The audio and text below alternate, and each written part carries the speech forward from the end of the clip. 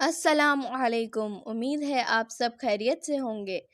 آپ تمام ناظرین کو پیارے اسلام کی طرف سے خوش آمدید۔ آج جو موضوع ہم آپ کے سامنے پیش کرنے جا رہے ہیں اس کا عنوان ہے حضرت محمد صلی اللہ علیہ وسلم کے ہاتھ مبارک۔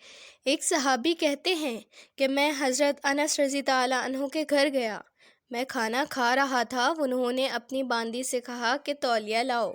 جب وہ تولیہ لائی تو دیکھا کہ وہ میلا کچیلا تھا۔ حضرت انس رضی اللہ عنہ نے اس کو غصے کی نظر سے دیکھا اور کہا کہ جاؤ صاف کر کے لاؤ۔ فرماتے ہیں کہ وہ بھاگ کر گئی اور جلتے ہوئے تندور کے اندر تولیہ کو پھینک دیا۔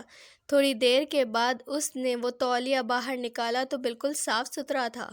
وہ گرم گرم تولیہ میرے پاس لائی، میں نے ہاتھ تو صاف کر لیے مگر حضرت انس رضی اللہ عنہ کی طرف سوالیہ نظروں سے دیکھا۔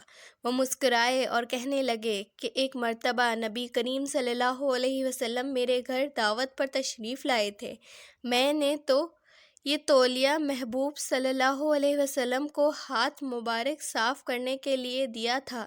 جب سے محبوب صلی اللہ علیہ وسلم نے ہاتھ مبارک صاف کیے، آگ نے اس تولیہ کو جلانا چھوڑ دیا ہے۔ جب یہ تولیہ میلا ہو جاتا ہے تو ہم اسے تندور میں ڈال دیتے ہیں، آگ میلے کچیلے کو کھا لیتی ہے، ہم صاف تولیہ کو باہر نکال لیتے ہیں۔ سبحان اللہ۔ ایسی مزید کہانیوں کو سننے کے لیے ہمارے ساتھ رابطہ بنائے رکھیں۔ ہمارے چینل کو لائک، شیئر اینڈ سبسکرائب کیجیے۔ جزاک اللہ خیر، فی امان اللہ۔